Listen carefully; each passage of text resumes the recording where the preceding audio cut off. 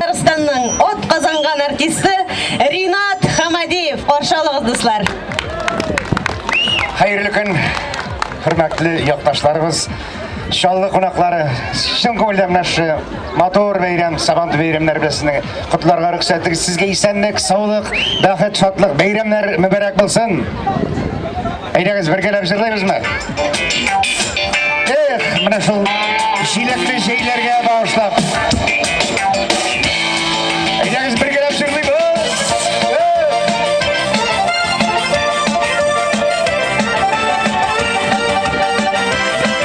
Kızlar durun sana şöyle.